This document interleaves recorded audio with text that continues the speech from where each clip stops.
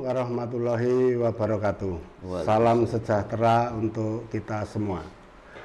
Kita kembali bertemu di ruang bersuara Bicara Desa. Kali ini podcast Kelurahan Sendangsari menghadirkan narasumber yang lain daripada yang lain.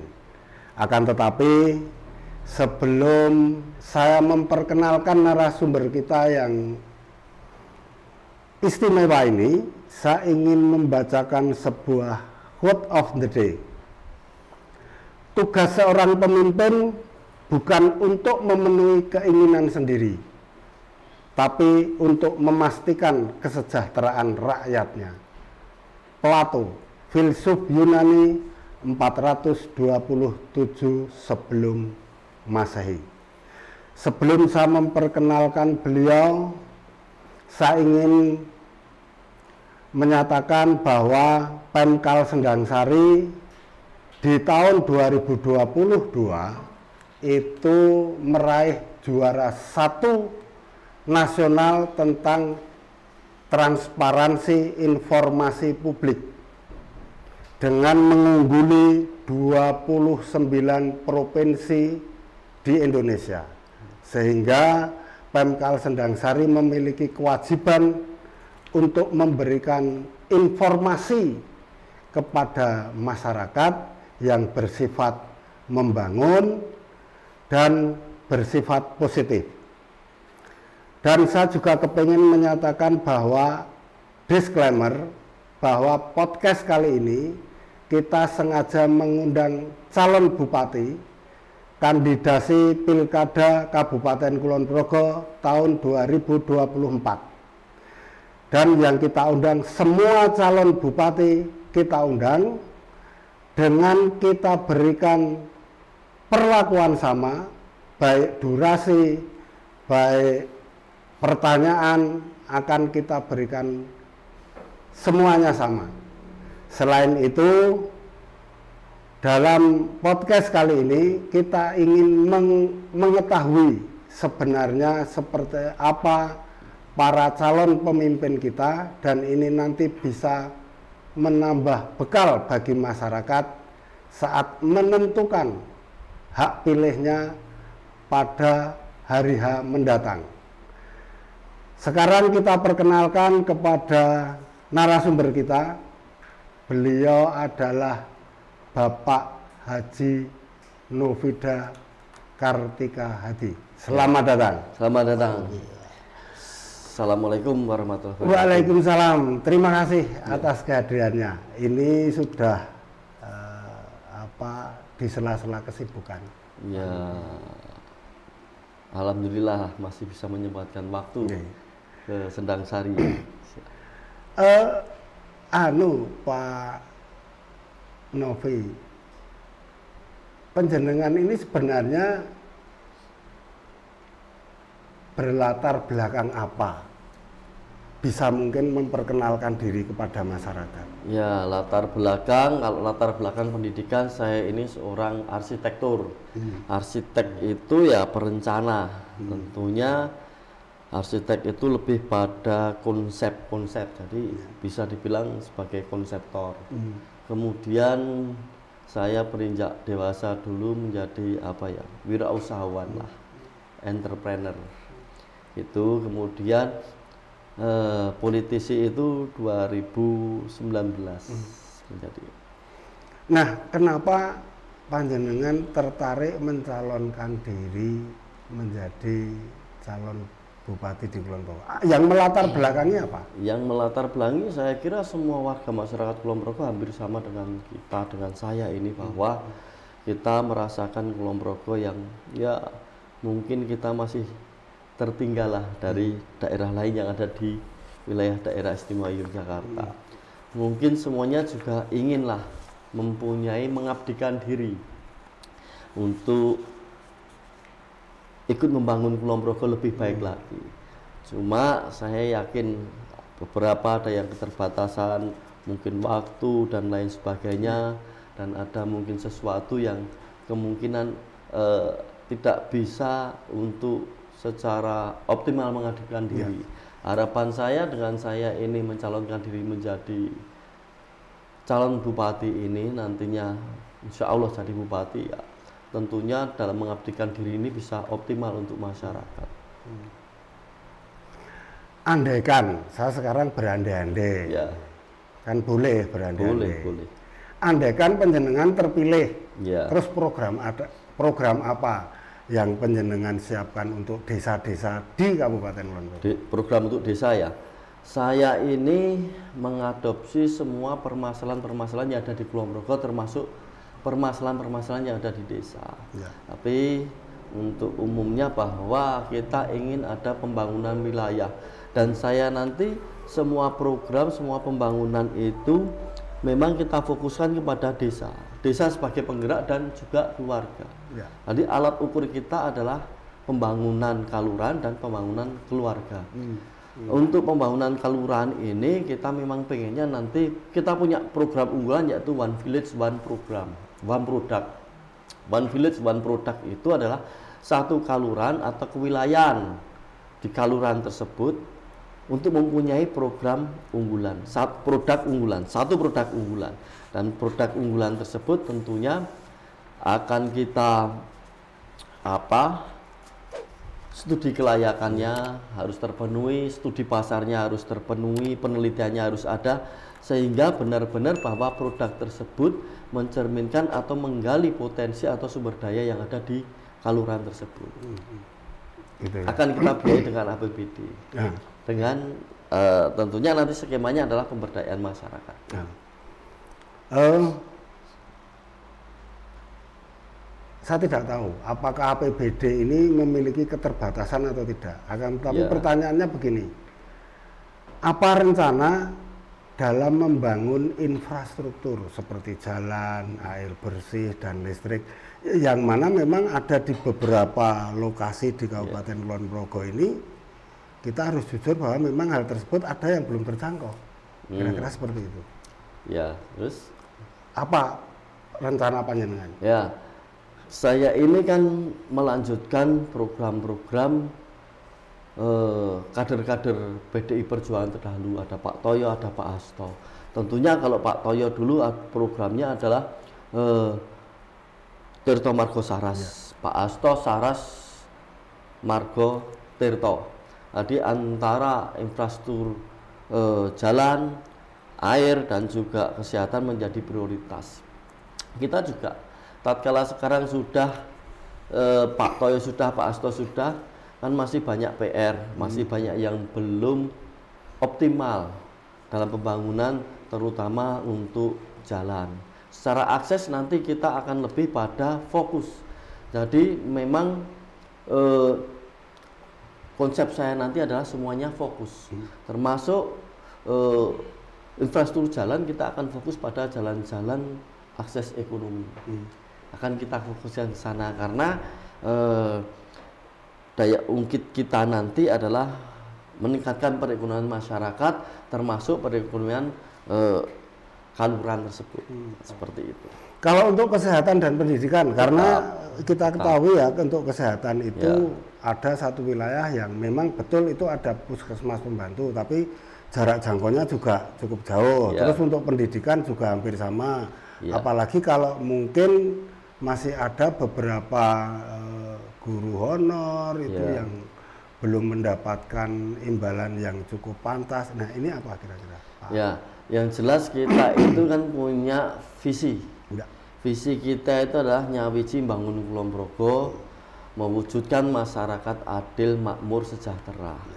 Dalam kemakmuran itu perspektif kita adalah bagaimana kita menjamin seluruh masyarakat Kulon Progo itu tidak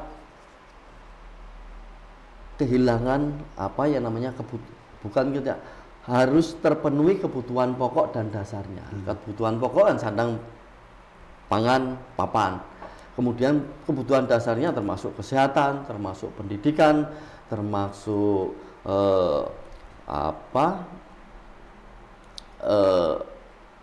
akses jalan, prasarana transportasi, air bersih dan lain-lain.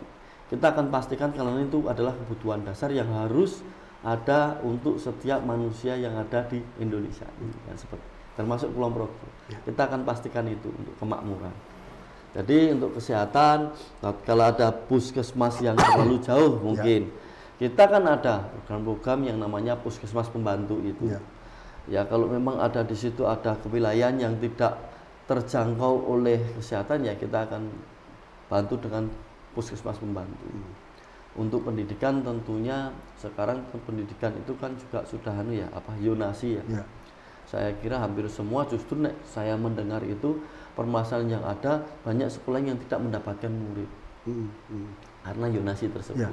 Salah satu di sini penuh murid, di lain sisi tidak ada muridnya.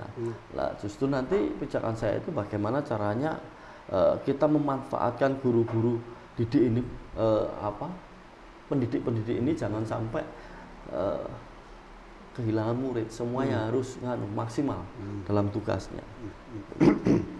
Nah sekarang kalau ini tadi kita berandai-andai, terus strateginya untuk mengembangkan ekonomi lokal dan meningkatkan kesejahteraan masyarakat, itu strateginya mau strategi seperti apa? Ya, itu tadi saya kan sudah menyampaikan bahwa kita ini nanti kita fokuskan pada peningkatan perekonomian.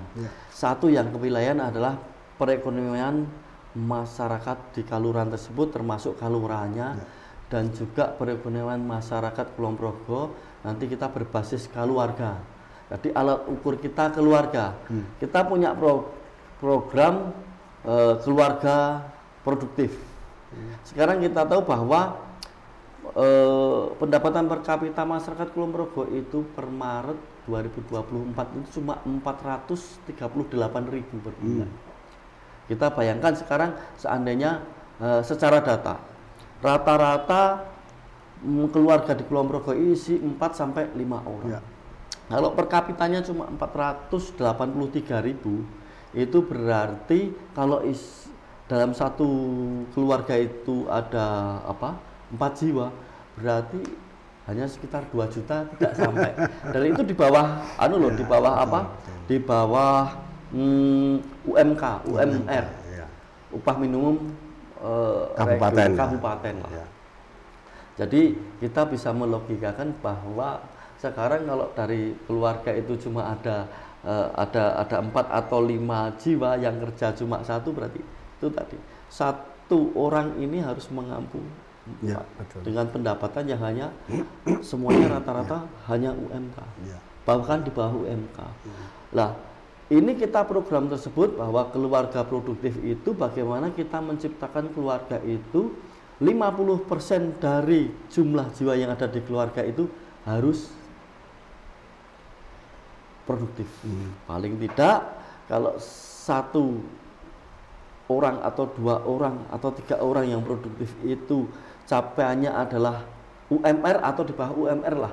Paling tidak pendapatan di keluarga tersebut sudah sekitarnya 5 sampai 6 juta kalau 3 orang.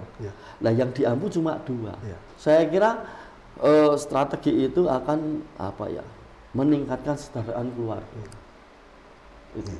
Jadi program kita semuanya berbasis kaluran dan berbasis keluarga. Nah tadi kan apa yang saya tanyakan kan berandai-andai. Ya, berandai-andai. Andaikan, ini kembali andaikan. Andaikan diberikan amanah untuk memimpin. Kan gitu. Terus biasanya kan membuat sebuah kebijakan ini. Ya kan? Nah, strateginya apa? Agar masyarakat itu bisa terlibat dalam pengambilan kebijakan pemerintah. Kira-kira apa, Pak Novi? Sekarang ini kan ada yang namanya keterbukaan informasi publik. Keterbukaan informasi publik itu secara undang-undang juga memberikan hak kepada masyarakat untuk mempengaruhi kebijakan. Tapi tentunya semuanya secara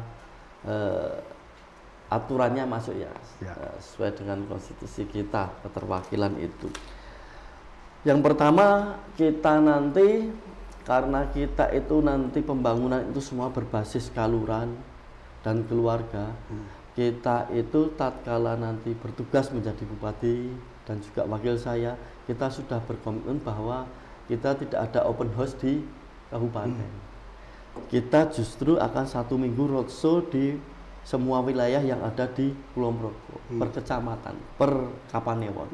Jadi tatkala kita roadshow di situ, kita mempersilahkan kaluran-kaluran yang menjadi pembinaan kita dalam One Village One Product tersebut untuk bertemu dengan kita, kemudian tokoh-tokoh masyarakat bertemu dengan kita, termasuk masyarakat boleh bertemu dengan kita di Kapanewon tersebut. Kemarin kita punya skema, sebenarnya kita langsung pengennya ke kaluran. Hanya kalau kaluran 88 ya. Kaluran dan kelurahan kayaknya waktunya kasihan nanti yang belakangan. Kita nanti langsung ke Kapanewon itu sebagai ruang kerja kita dalam 1 minggu 1 kali, agar masyarakat juga tidak sulit untuk bertemu pemimpin mereka seperti itu. Tadi saya di opening kan menyampaikan bahwa Sandang Sari juara 1 nasional tentang transparansi transparansi informasi. Nah, apa langkah-langkah yang akan dilakukan untuk mendorong transparansi dan akuntabilitas di pemerintahan desa se-Kabupaten Kulon Progo? Kalau Sendang Sari bisa menjadi contoh nasional, harusnya kaluran se-Kulon Progo itu mencontoh Sendang Sari. Apa yang sudah baik di dalam kaluran di Kulon Progo ini, itu nanti keinginan saya menjadi contoh untuk kaluran lain. Mungkin di Sendang Sari ini keunggulannya adalah itu tadi, secara keterbukaan informasi Sendang Sari unggul lah, dan itu harapan kita nanti Sendang Sari itu iso nulari kaluran-kaluran lainnya di Kulon Progo. Mungkin kaluran lain nanti lebih optimal dalam berprestasi dalam hal apa, ya harapan kita nanti kelurahan tersebut menjadi contoh termasuk Sendang Sari untuk melakukan hal yang sama. Dan seperti itu. Kalau strategi terkait menjaga kelestarian lingkungan yang ada di desa, karena ini kan cukup cukup sensitif yang berkaitan dengan lingkungan ini, baik sampah dan lain sebagainya. Kira-kira seperti apa? Satu, yang pertama adalah sampah. Kita punya program nanti, punya strategi untuk pengelolaan sampah. Pengelolaan sampah kita nanti ada pengelolaan sampah berbasis desa, berbasis kaluran. Jadi saya harapkan nanti masyarakat itu sampah itu selesai di kaluran masing-masing. Ini masalah budaya dan masalah mindset masyarakat. Tatkala itu sudah menjadi budaya, menjadi mindset, kalau nanti pengelolanya adalah kaluran, saya pastikanlah keluarga-keluarga tersebut juga supportingnya penuh. Termasuk nanti cara pengelolaan sampah, harus membagi sampah itu sudah ada di keluarga masing-masing. Kalau pengelolanya adalah kaluran kan mereka dekat dan cukupnya tidak luas. Jadi secara pembinaan saya kira lebih efektif. Kemudian yang terpenting bagi kita adalah mindset dan budaya masyarakat tentang sampah. Sampah itu masalah klasik. Sebenarnya sampah itu kan secara manusia kita itu setiap hari berolah, berpikir, melihat, berdinamika dengan sampah. Tapi itu kenapa selalu menjadi permasalahan? Ini kan hanya masalah mindset dan budaya. Nah, itulah yang akan kita rubah tatkala sampah itu menjadi tanggung jawab bersama di wilayah kaluran. Keluarga-keluarga yang setiap hari memproduksi sampah, saya kira juga akan semuanya sadar bahwa mengelola sampah harus habis di tingkat kaluran akan sukses. Itu yang pertama. Yang kedua, kita punya yang namanya berbasis keluarga tadi, ada investasi hijau. Jadi setiap jiwa yang ada di keluarga tersebut, harapan kita punya investasi kecil-kecilan lah, investasi pohon kayu atau pohon yang berbuah atau apa. Misalnya nih, kalau di Kukap kemarin kita kembangkan bahwa setiap keluarga kakaknya jumlah jiwa dalam satu kakaknya ada 5 atau ada 6. Ya paling tidak minimal harus punya pohon durian 6. Satu orang harus punya 1 pohon. Selain kita menjaga iklim di lingkungan kita, tapi juga itu menjadi suatu investasi. Dan mendukung program kita yang One Village, One Product. Kita sesuaikan nanti dengan apa produk yang akan diungkit oleh kaluran atau kewilayahan tersebut. Artinya ada pembangunan mindset dan kebiasaan. Ya, kita ini tertinggal, saya kira kan bukan permasalahan salah siapa atau siapa yang salah. Ya. Tapi saya lebih yakin bahwa kita tertinggal itu karena mindset masalah. Tidak ada yang perlu disalahkan, ini memang budaya dan ini mindset.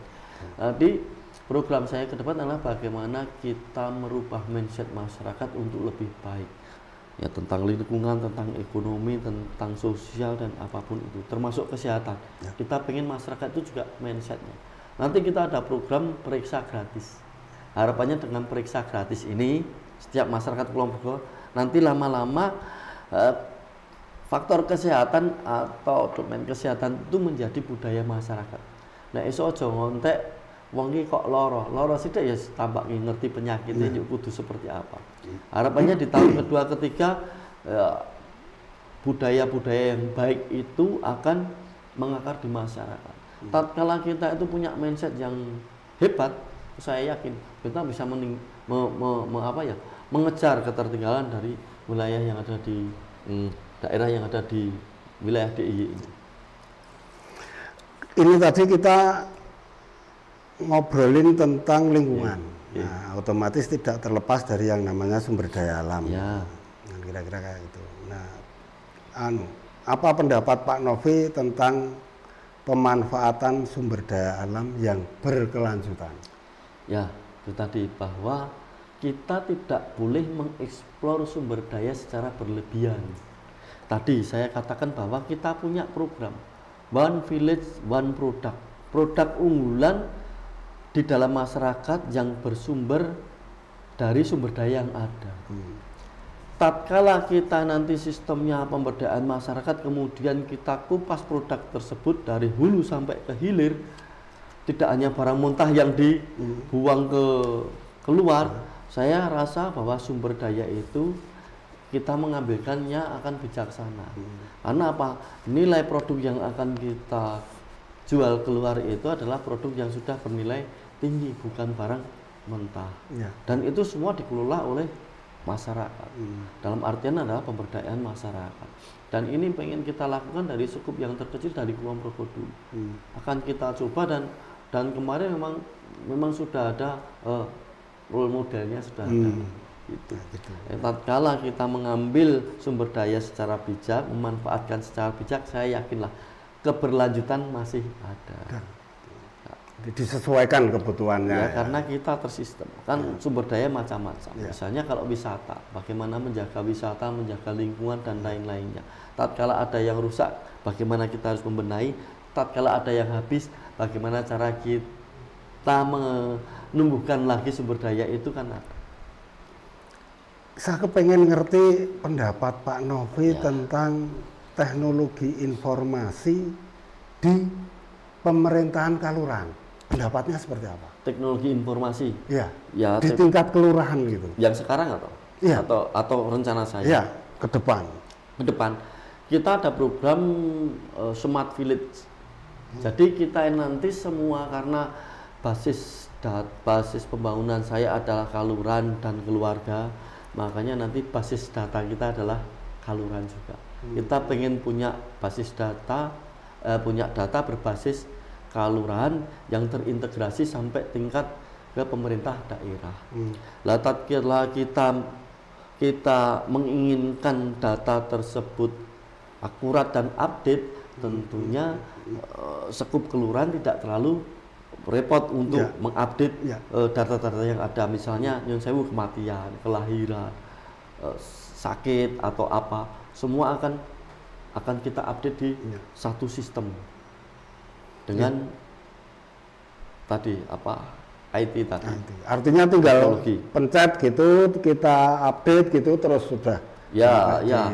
Nanti di situ isinya juga potensi potensi desa, potensi kelurahan itu apa. Kemudian kalau kalau kita kayak panen raya atau apa, nanti kan hasil panennya ada yang dibutuhkan oleh masyarakat desa kelurahan tersebut berapa, yang kita punya sisa yang bisa kita bawa keluar berapa, itu ada. Kita akan menggunakan itu. Jadi data berbasis kelurahan. Ya.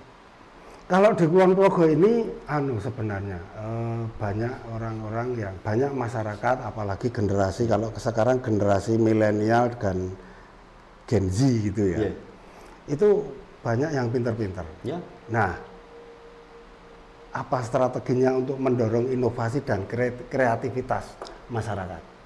Untuk generasi muda, yang pertama kita manfaatkan One Village One Program itu memberdayakan masyarakat, termasuk potensi-potensi anak muda yang memang berbakat. Di situ kita support untuk ikut mengelola sumber daya produk tersebut. Pertama, yang kedua kita ada program lagi entrepreneur muda. Jadi anak muda yang pengen berusaha, pengen menjadi pengusaha, kita dampingi untuk menjadi pengusaha. Yang pengen bekerja, kita punya vokasi ketenaga kerjaan. Biasanya yang anak-anak SMK, lulusan SMK, SMEA akan kita pertemukan dengan perusahaan-perusahaan yang membutuhkan, dan pelatihannya akan disupport oleh APBD melalui PLK. Itu ya, kita pastikan bahwa di Kulon Progo itu yang terpenting jangan sampai ada pengangguran yang terlalu banyak. Cuma satu, Pak, yang menjadi masalah di Kulon Progo ini, kita ini tingkat pengangguran kan tidak tinggi sebenarnya. Kita nomor 3 se-DIY itu, termasuk bagus kita itu. Angkatan kerja kita itu banyak yang bekerja. Cuma permasalahannya pendapatan per kapita kita kecil. Artinya apa? Bahwa masyarakat Kulon Progo ini orangnya doyan kerja, tapi mereka hanya di strata bawah ya. Dalam bekerja itu. Nyun sewu ya sebagai kuli lah, sebagai tenaga-tenaga bawah yang hanya bergaji kecil, dan lebih menjadi ganjelan di hati saya itu bahwa banyak teman-teman Kulon Progo itu kerja di luar Kulon Progo, di Jogja, di Sleman, di wilayah-wilayah sebelah yang berbatasan dengan kita. Dan ironisnya yaitu tadi dengan gaji yang sangat minim, belum transportasi mereka ke sana. Jadi ini secara etos kerjanya kira-kira teman-teman di Kulon Progo luar biasa. Permasalahannya apa di situ? Berarti kita itu kurangnya ruang untuk kerja, kurangnya peluang kerja, lapangan pekerjaan. Makanya kita nanti akan bidik investasi fokus pada wisata dan industri manufaktur. Untuk apa? Membuka ruang kerja bagi masyarakat Kulon Progo. Berarti kan masyarakat Kulon Progo itu sergap-sergap intinya. Dia mau kerja, hanya saja mereka kerja di daerah lain di sana, pastinya ya itu tadi. Pasti akan di nomor 2-kan, tidak di nomor 1-kan lah. Sehingga kita perlu harus keluar daerah gitu ya. Kita buat lapangan pekerjaan yang luas di sini. Entrepreneur, bimbingan untuk entrepreneur muda juga perlu. Tatkala mereka sergap, mereka itu rajin, pastinya secara motivasi untuk bekerja itu ada, secara semangat pekerjaan. Kita tinggal mengarahkan. Gitu. Saya terima kasih Pak Novi atas beberapa obrolannya ya. Tapi saya ada pertanyaan terakhir. Boleh. Andaikan. Andaikan lagi. Iya. Saya hari ini baru bisa berandai-andai. Iya, siap. Andaikan Pak Novi nanti terpilih. Iya. Apa sih harapannya untuk seluruh desa di Kabupaten Kulon Progo dalam 5 tahun ke depan? Seluruh desa. Ya. Tagline kita, visi kita, nyawiji bangun Kulon Progo. Nyawiji itu artinya kita bersatu bersama-sama, kekeluargaan, bergotong royong. Saya berpikiran bahwa kita bisa mengejar ketertinggalan tatkala kita itu kompak dan bersama-sama. Jadi pembangunan ekonomi yang akan kita lakukan adalah pembangunan ekonomi secara simultan berbasis kaluran-kaluran. Tentunya kita support kita terhadap kaluran adalah bagaimana memunculkan satu produk tersebut. Kita support produk tersebut, dengan skema pemberdayaan masyarakat kita bergerak bersama-sama menuju Kulon Progo yang lebih baik. Karena dengan kebersamaan, dengan bersama-sama itu saya yakin bahwa sasaran kita untuk meningkatkan pendapatan masyarakat di Kulon Progo dalam hal ini per kapitanya untuk bisa kita naikkan akan tercapai tatkala kita bersama-sama. Tapi kalau dan yang kedua yang mungkin tidak secara langsung bahwa kita akan menghilangkan yang namanya dikotomi wilayah. Kita nanti tidak ada lagi dikotomi wilayah utara dan selatan. Dan saya tidak mau ini. Kulon Progo ya Kulon Progo adalah Nyawiji. Jadi kalau kaluran yang ada di wilayah utara dan kaluran yang ada di wilayah selatan sama. Masyarakatnya pun sama. Tidak ada terus yang bawah merasa lebih, yang selatan terus yang utara merasa di belakang yang selatan kan tidak. Kulon Progo Nyawiji itu harapan kita bersama-sama bergotong royong kekeluargaan menuju Kulon Progo yang lebih baik. Begitu. Oke.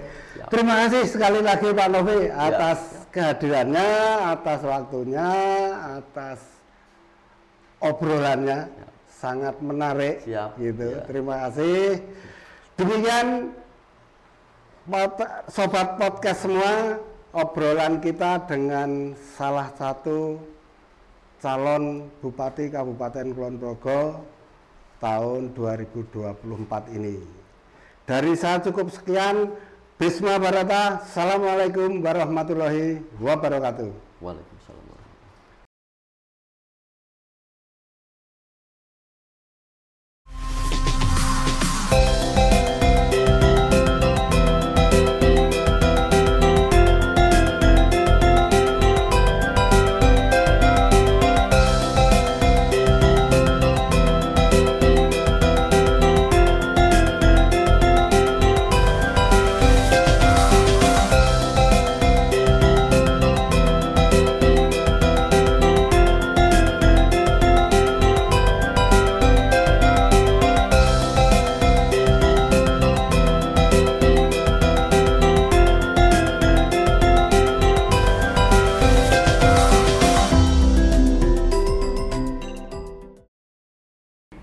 Assalamualaikum warahmatullahi wabarakatuh.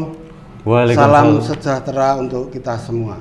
Kita kembali ketemu di ruang bersuara Bicara Desa.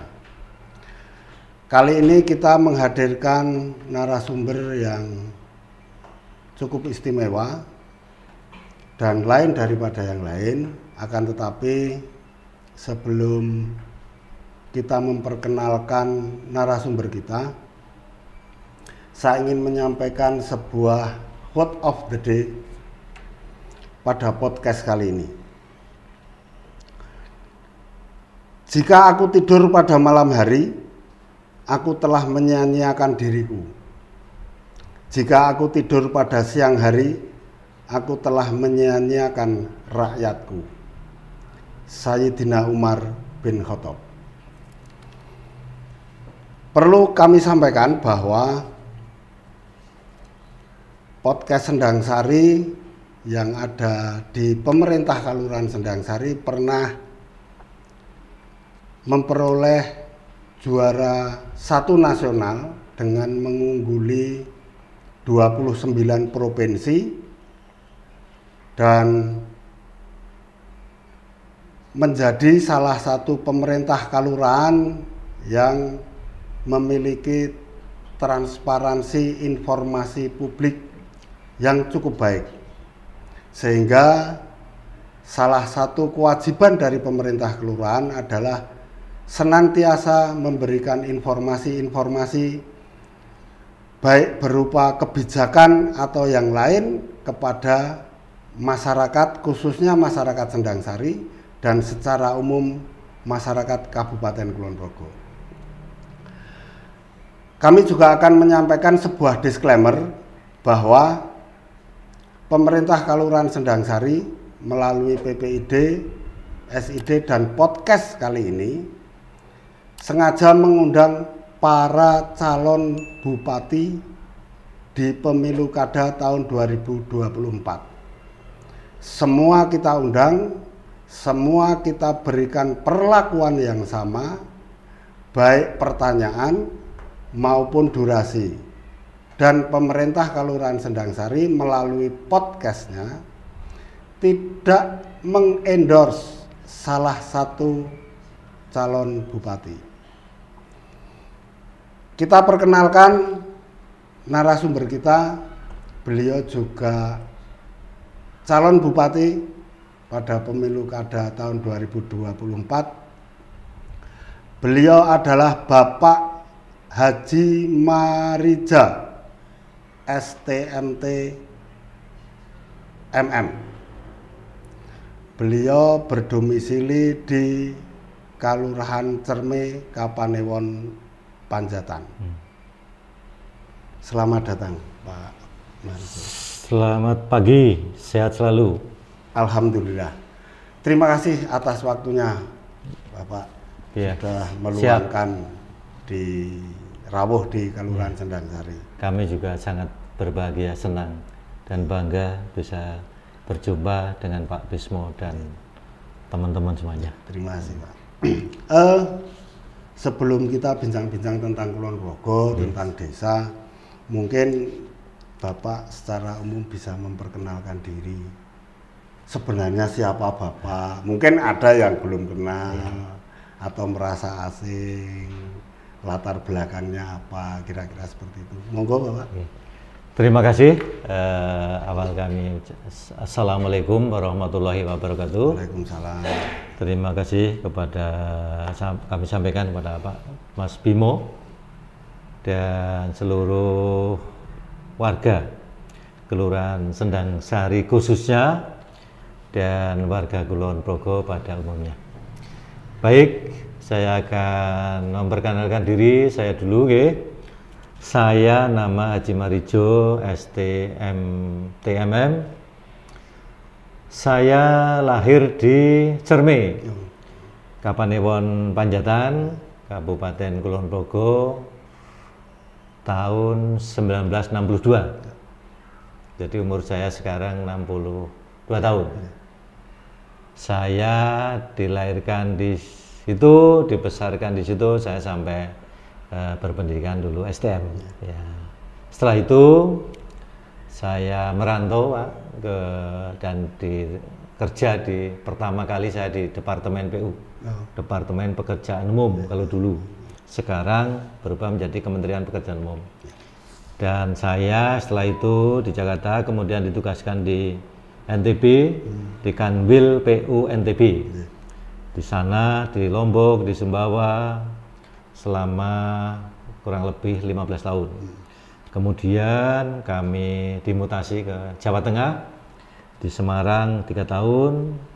Kemudian kami ditugaskan lagi di Sragen, hampir 18 tahun. Dan kami berlatar belakang teknik sipil dan ditugasi di Sragen itu terakhir saya Kepala Dinas Pekerjaan Umum Kabupaten Sragen.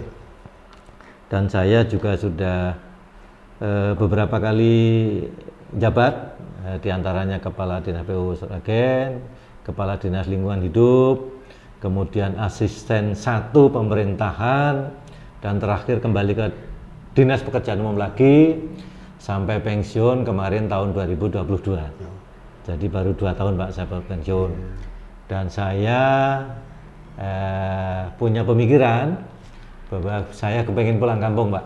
Nah, pengen pulang kampung, ingin, karena saya sudah mengabdi ke negara, ke luar Jawa, ke Jawa Tengah, kami punya kerentek untuk membangun Kulon Progo, sehingga kami pulang kampung, sehingga kami ini mengikuti proses politik, ya, proses politik maju di dalam Pilkada tahun 2024. Itu, Pak, perkenalan saya. Pak, Bapak tadi sudah menyampaikan backgroundnya gitu, dan cukup cukup panjang. Gitu. Nah, andaikan, Pak, andaikan Bapak ini terpilih, saya baru bisa berandai-andai. Programnya apa saja, Pak? Saya berharap tidak seandainya, Pak. Ada kepastian takdir Tuhan nantinya yang menentukan. Ya. Ini kami sudah melakukan pemetaan, Pak, Ya. di Kulon Progo, mulai yang terdiri dari 12 Kapanewon, Ya. mulai dari ujung utara, Samigalo, Kalibawang, Girimulyo, Kokap sampai ke selatan, yang mana potensi Kulon Progo sangat bagus, sangat bisa dikembangkan. Jadi kami ingin program-program yang memang sangat cocok untuk memajukan Kulon Progo. Potensi-potensi yang memang ada itu harus digali, dikembangkan. Kita punya pantai selatan, ya.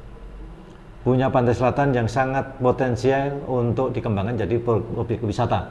Contoh Pantai Glagah itu sangat indah.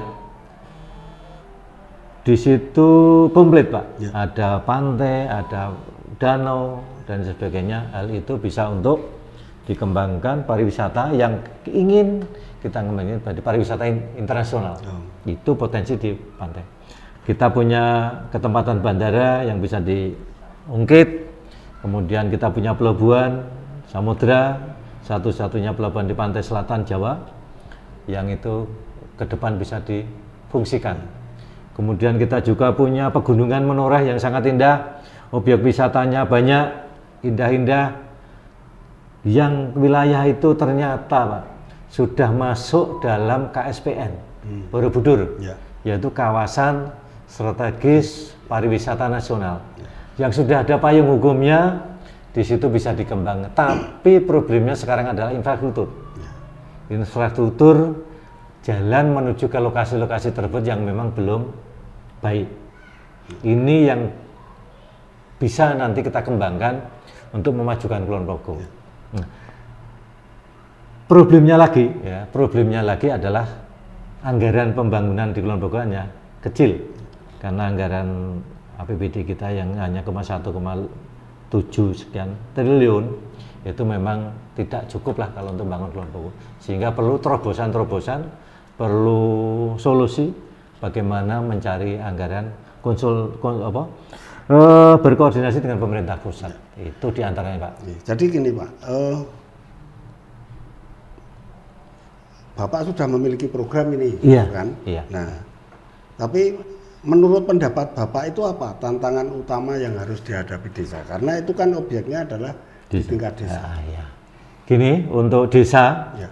memang desa sudah punya anggaran, tapi belum besar, belum cukup untuk membangun desa, Pak. Makanya perlu inovasi-inovasi bagaimana desa bisa menciptakan terobosan-terobosan untuk menjadi pendapatan asli desa, Pak. Sekarang di sini mungkin sudah ada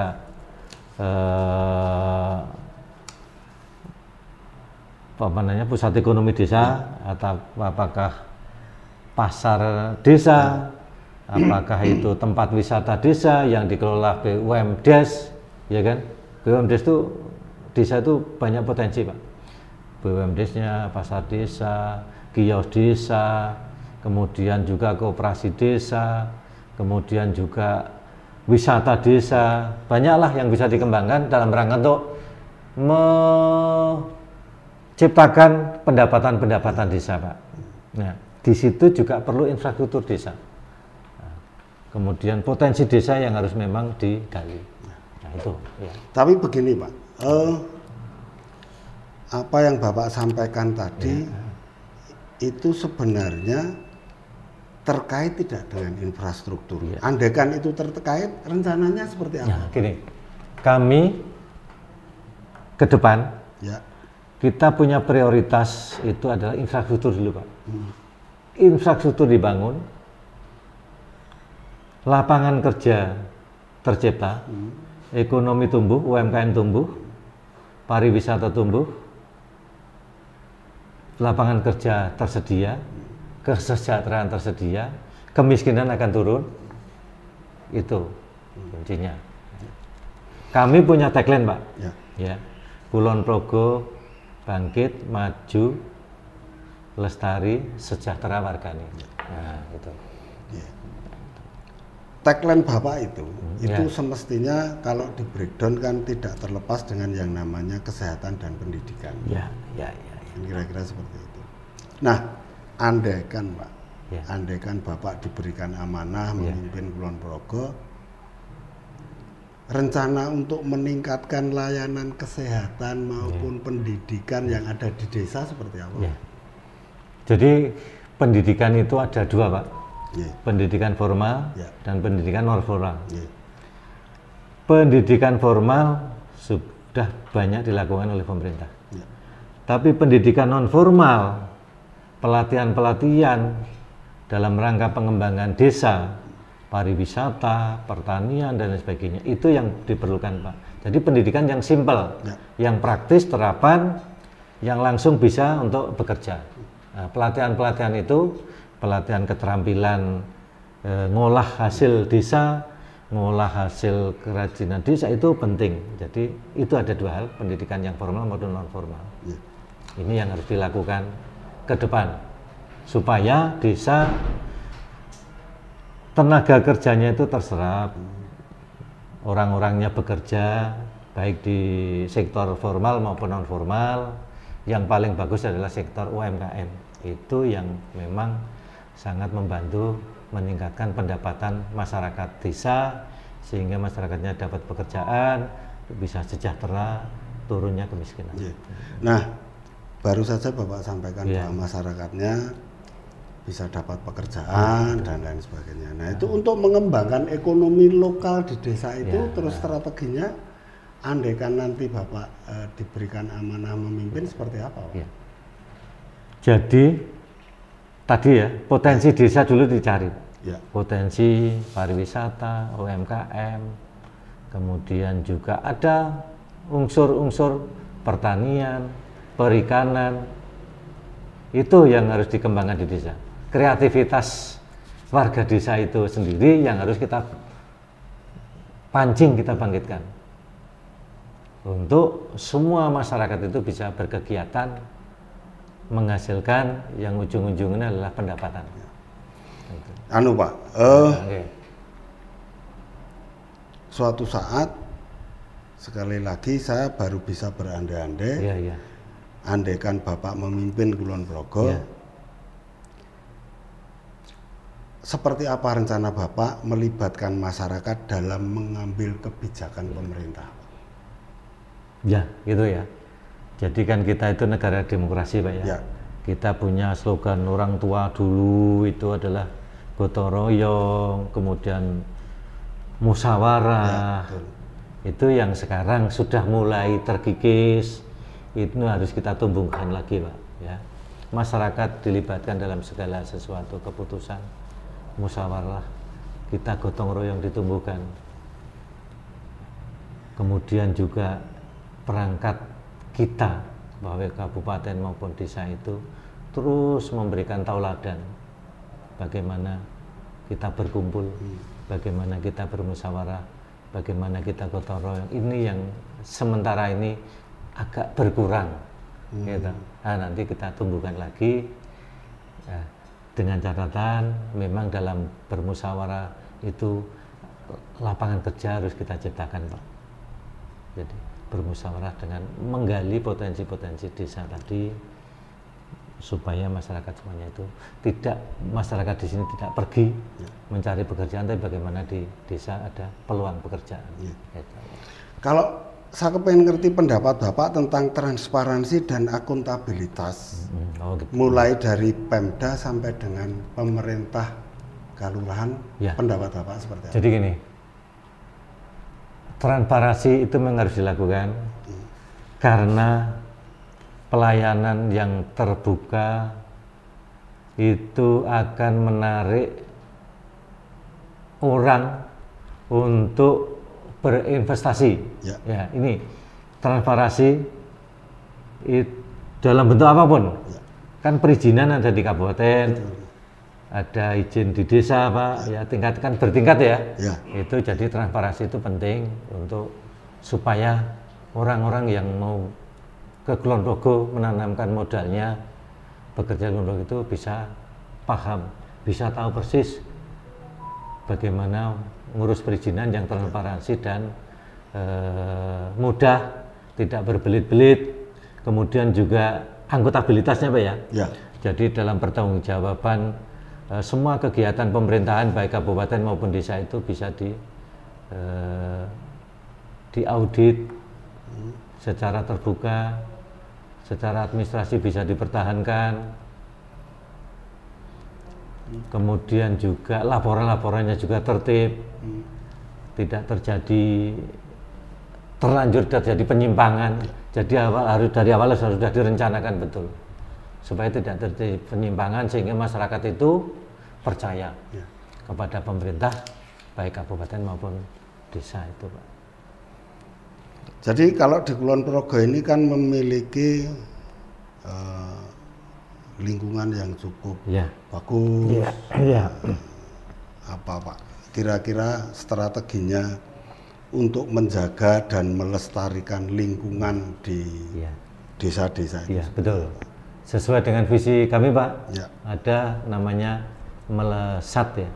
Melesat itu maju, lestari, sejahtera, dan bermartabat. Dan di sini kami memang melihat Kulon Progo yang sekarang ini masih lingkungannya masih terjaga, masih hijau dibandingkan dengan daerah lain. Nah, ini memang perlu kita pertahankan. Kemudian juga ini Pak, pengelolaan sampah Pak. Ini di desa pun harus ada ya pengolahan sampah. Baik ada bank sampahnya, ada TPS 3R-nya, reduce dan recycle. Itu yang memang itu komponen-komponen yang bagaimana melestarikan lingkungan, kebersihan lingkungan. Di samping juga kita menghijaukan Pak, di tiap desa itu kita berkewajiban harus kita lakukan untuk melakukan penghijauan ke depan supaya tidak terjadi bencana, ya kan? Nah, penghijauan itu penting, harus dipetakan, harus dilakukan dari sekarang. Walaupun di Kulon Progo ini khususnya Sendang Sari masih terjaga. Tapi kalau tidak dijaga lebih lanjut, ini juga akan berdampak. Ini yang harus kita pertahankan. Di sini banyak sumber air, Pak ya. Ada kolam ikan, kemudian juga pertanyaannya ada buah-buahan dan sebagainya yang perlu pengelolaan sampah jadi penting, Pak. Kemudian juga mempertahankan sumber daya air. Ini juga penting. Karena kita tahu semakin ke depan itu curah hujan semakin berkurang. Ini yang perlu ke depan kita antisipasi, jangan sampai terjadi kita kekurangan sumber air. Ini perlu ada bank-bank air. Kalau perlu di Sendang Sari, kalau memang ada tanah-tanah yang tidak produktif, bisa dibuat embung, Pak. Embung desa yang bisa dimanfaatkan untuk menampung air, bisa dimanfaatkan untuk pariwisata. Juga perlu sumur-sumur resapan supaya air hujan itu tidak terus kebuang ke sungai, tapi bisa dipertahankan menjadi tersimpan di dalam tanah. Apa yang Bapak sampaikan ini kan beririsan dengan pemanfaatan sumber daya alam. Gitu ya. Nah, strateginya untuk memastikan pemanfaatan sumber daya alam yang berkelanjutan, itu kira-kira apa, Pak? Jadi di Sendang Sari ini kan kalau saya lihat itu ada secara geografis, ada sawah, ada tegalan, ada lereng tanah yang tinggi. Ini yang memang itulah karunia Tuhan yang sangat berharga. Yang pertanyaannya digarap dengan sistem pelan-pelan adalah juga mempertahankan unsur hara tanah. Jadi jangan dipaksakan semua harus pakai pupuk kimia. Pupuk organik harus diciptakan untuk dalam rangka kelestarian. Kemudian juga ladang kebun yang bisa dimanfaatkan untuk penanaman pangan ya. Jadi pangan itu tidak harus di sawah tapi di ladang juga boleh. Kemudian tanah-tanah yang lebih tinggi, lereng-lereng, penghijauan perlu dihidupkan lagi, Pak. Itu dalam rangka untuk mempertahankan sumber daya air. Nah, kalau terjadi penambangan dan sebagainya, itu harus betul-betul dikaji, dipertimbangkan bagaimana penambangan yang tidak menimbulkan kerusakan. Nah, ini lokasi-lokasi fokusnya itu yang harus dikaji betul supaya tidak berdampak kepada kerusakan lingkungan. Jadi gini, dari awal sampai ini tadi yang Bapak sampaikan itu untuk kekinian itu selalu tidak bisa terlepas dengan yang namanya teknologi informasi. Iya. Sepakat ya. Sepakat. Nah, saya kepengen ngerti apa pendapat Bapak tentang penggunaan teknologi informasi di pemerintahan desa, Pak? Iya. Alhamdulillah ya, di Sendang Sari ini sudah punya podcast desa, informasi yang disampaikan sekarang generasi milenial, yang semua warga di desa itu pasti punya HP. Nah, disitulah informasi-informasi itu harus disampaikan kepada kaum milenial khususnya, supaya kaum milenial tidak hanya bermain budget itu untuk video-video, untuk WA. Ini yang perlu disampaikan, informasi yang dikemas dulu, bagaimana disampaikan kepada masyarakat, edukasi, Pak. Nah, itu yang perlu, kreativitas desa, bagaimana potensi desa itu, kemudian informasi yang dikemas baik, itu sosialisasikan kepada masyarakat desa lewat medsos, lewat apapun yang ada IG, ada YouTube, ada WA dan sebagainya. Itu monggo nanti itu pemerintah desa harus punya konsep yang baik, disesuaikan dengan strata kehidupan warga masyarakat di sini. Ya, disesuaikan. Yang strata petani, strata pegawai, strata masyarakat pedagang. Ini yang harus bisa pinter-pinter membuat konten, ya, menciptakan informasi yang perlu disampaikan disesuaikan dengan strata atau profesi masing-masing masyarakat. Jadi yang berhubungan dengan teknologi informasi itu kan kalau generasi milenial maupun kalau sekarang orang menyebutnya Gen Z gitu ya. Ya, generasi Z ya. Itu kan cukup inovatif dan kreatif, Pak. Ya. Nah, apa strategi Bapak mendorong mereka yang punya inovasi dan kreatif ini semakin inovatif, semakin kreatif, itu kira-kira seperti apa? Ya. Perlu adanya pelatihan, Pak ya. Jadi masyarakat desa yang belum begitu mahir, belum begitu pandai memanfaatkan alat yang canggih ini, ya, supaya tidak hanya digunakan untuk hal-hal yang kurang bermanfaat. Padahal alat ini kan bisa dipakai untuk bisnis. Bagaimana kita masarkan produk lokal, bagaimana kita memasarkan hasil karya anak desa kepada dunia luar. Kita menjual barang tidak perlu ke pasar, tapi hanya lewat media, lewat alat teknologi ini. Bagi produk-produk masyarakat di sini, mari kita sampaikan melalui media-media tadi, Pak.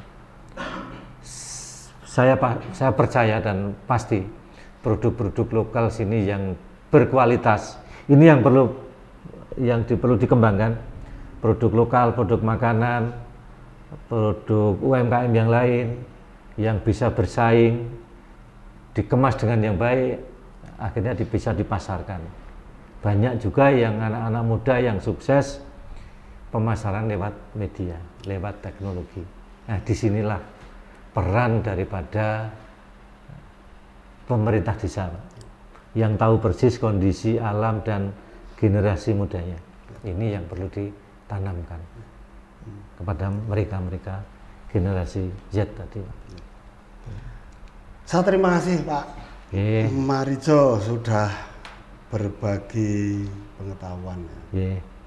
Saya ada pertanyaan terakhir Pak. Siap.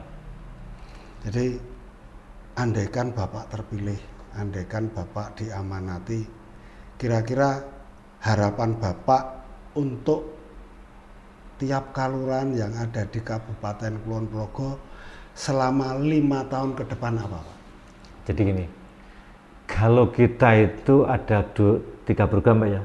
Satu, Kulon Progo harus menjadi tujuan pariwisata, itu yang paling menghasilkan pendapatan. Kita dukung dengan infrastruktur yang baik. Kemudian sumber daya manusia, Pak. Sumber daya manusia baik pemerintah maupun masyarakat. Pemerintah untuk melayani masyarakat juga harus ditumbuhkan kemampuannya untuk produktif, sehingga bisa ada penghasilan, bisa menurunkan kemiskinan. Yang ketiga adalah desa. Desa ke depan harus bisa mandiri, punya banyak penghasilan PAD yang diciptakan dengan kreativitas, potensi desa, baik pariwisatanya, baik pertaniannya, baik perkebunannya, dan juga kami ingin untuk memberikan pelayanan kepada masyarakat terbawah, Pak RT, Pak RW, itu diberikan suatu hak konkret yang bisa untuk meningkatkan kesejahteraan. Bentuknya apa nanti kami masukkan dalam visi misi. Pak RT, Pak RW adalah tokoh masyarakat terbawah yang langsung melayani masyarakat. Di situ akan menjadi perhatian khusus bagi kami nanti. Itu. Cukup, Bapak? Cukup, ya. Terima kasih. Terima kasih, Pak Marijo. Ini sudah cukup lama. Jadi hampir 30 menit. Tinggal beberapa detik lagi, 10 detik lagi. Sama-sama, Pak Bimo.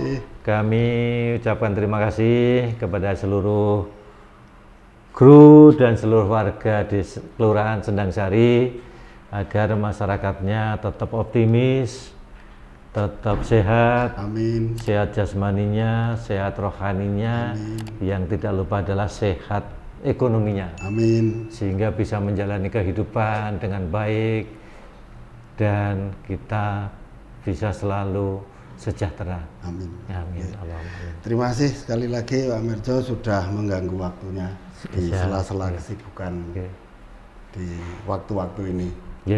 Demikian para sobat podcast Sendang Sari Channel, bincang-bincang kita dengan salah satu calon bupati di pemilu kada Kabupaten Kulon Progo tahun 2024. Dari saya cukup sekian. Bisma Bharata. Assalamualaikum warahmatullahi wabarakatuh. Waalaikumsalam warahmatullahi wabarakatuh. Terima kasih Pak Nuh.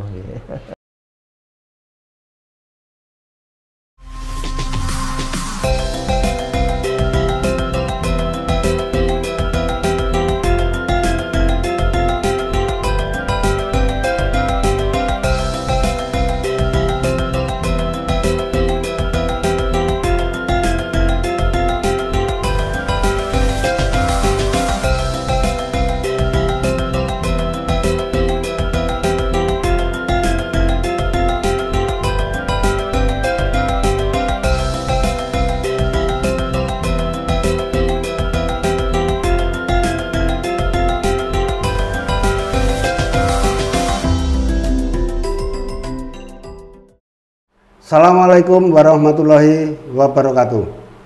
Salam sejahtera untuk kita semua. Kita kembali bertemu di ruang bersuara Bicara Desa. Seperti yang sudah beberapa kali kita lalui, kali ini kita juga mengundang salah satu calon bupati Kulon Progo yang ikut berkandidasi pada Pilbub tahun 2024. Sebelum kami memperkenalkan beliau, saya ingin membacakan sebuah quote of the day. Jika Anda ingin mengetahui karakter seseorang, berikanlah dia kekuasaan. Abraham Lincoln, Presiden Amerika Serikat yang ke-16. Kita akan memperkenalkan salah satu calon bupati Kabupaten Kulon Progo. Beliau adalah Bapak Dr. Haji Agung Setiawan ST MSc MM. Kita perkenalkan beliau. Selamat datang Mas Agung. Selamat datang, G. Terima kasih atas waktunya sudah berkenan meluangkan, mungkin cukup sibuk di bulan-bulan ini. Ya, J. Saya memang cukup sibuk, tapi saya sangat senang bisa hadir mengikuti acara ini karena ini adalah bagian dari bagaimana kita memperkenalkan diri kepada masyarakat. J. Bisa diceritakan serba singkat gitu tentang latar belakang Pak Agung gitu, kenapa akhirnya berminat mencalonkan diri dan dari latar belakang apa backgroundnya gitu.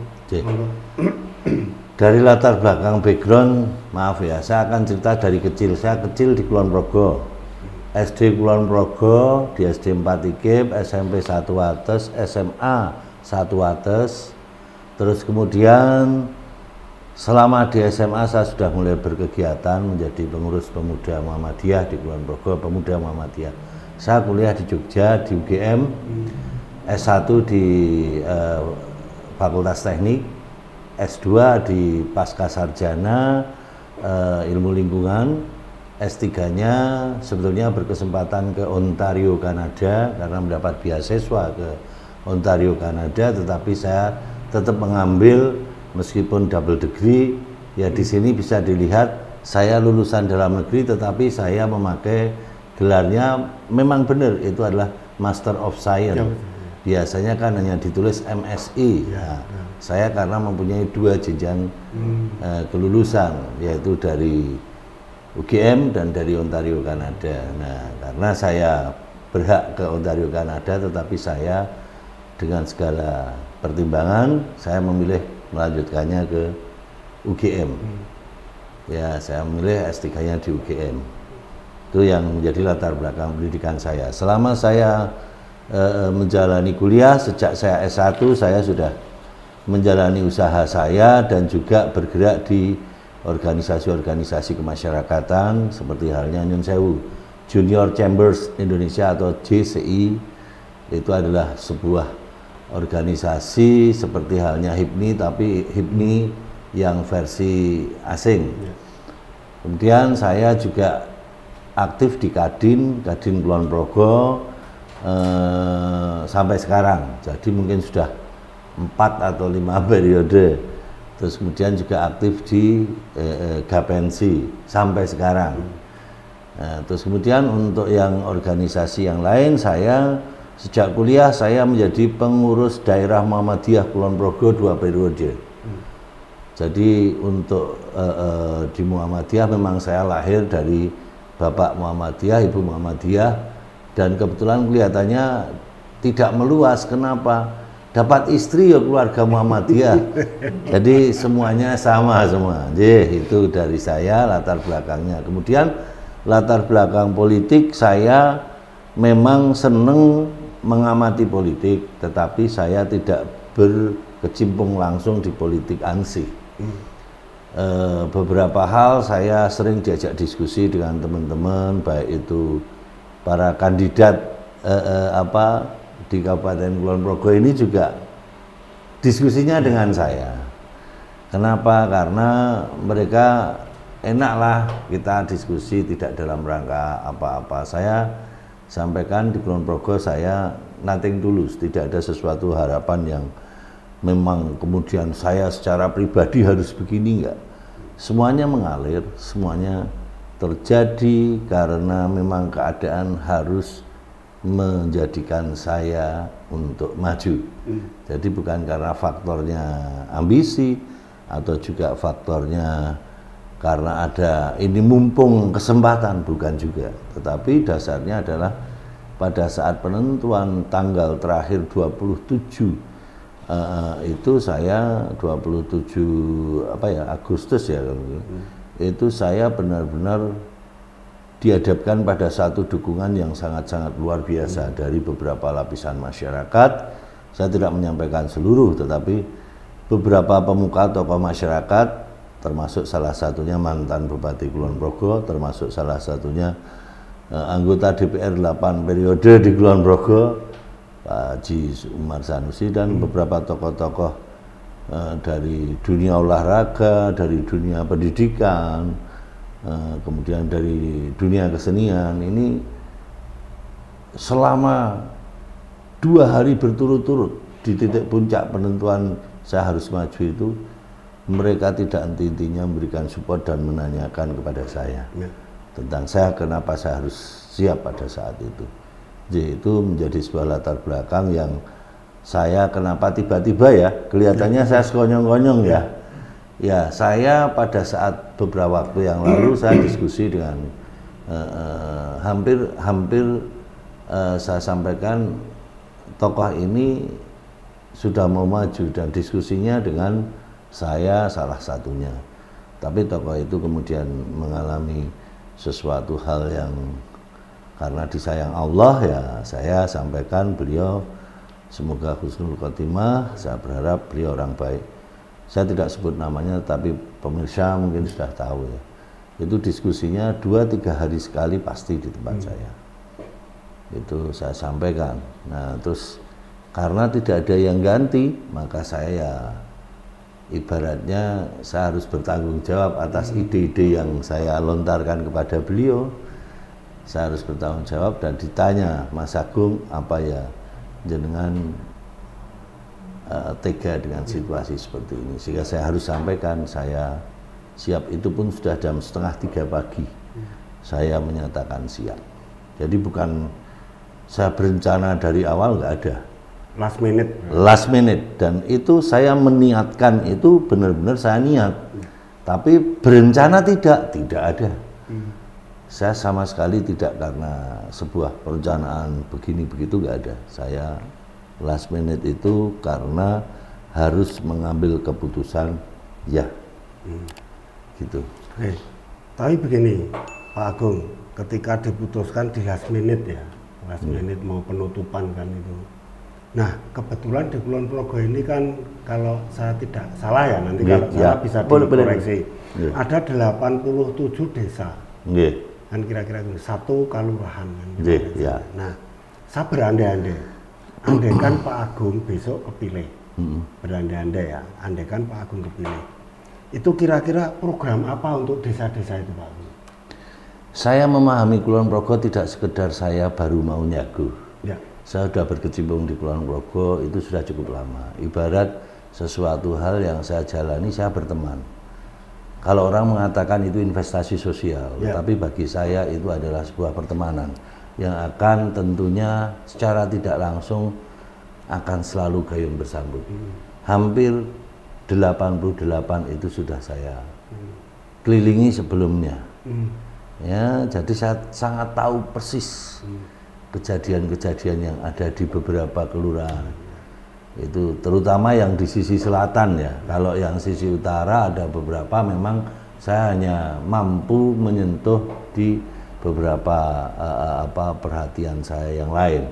Tapi saya sudah sampai ke ujung-ujungnya di Samigalo, sampai ujung-ujungnya yang tidak terjangkau oleh mobil di Kalibawang Pendit sana, itu sudah di atasnya Dringseng dan sebagainya, itu sudah saya. Jadi saya sangat tahu persis, bukan pada posisi karena sekarang, tetapi karena ini sudah saya lakukan dari dulu. Ya, interaksi kami dengan beberapa lurah dan bahkan juga beberapa lurah dan juga duko itu sering secara periodik berdiskusi dengan saya di tempat saya, di rumah saya. Jadi itu bukan sesuatu hal yang baru bagi saya. Nah, apa yang saya mau berikan sesuai dengan kebutuhan memang akan berbeda. Satu kelurahan yang satu dengan yang lainnya akan berbeda. Secara pasti saya sampaikan kebutuhan di sisi utara dengan kebutuhan di sisi tengah, kemudian di sisi selatan berbeda. Misalnya contoh, sisi utara dengan banyak sekali potensi, tetapi kalau masa musim kemarau seperti ini keringnya minta ampun. Berarti perhatiannya apa? Yang kedua, sisi utara ini ada beberapa daerah yang sangat masih perlu perhatian dalam keterjangkauan, artinya sarana jalan yang masih perlu untuk ditingkatkan.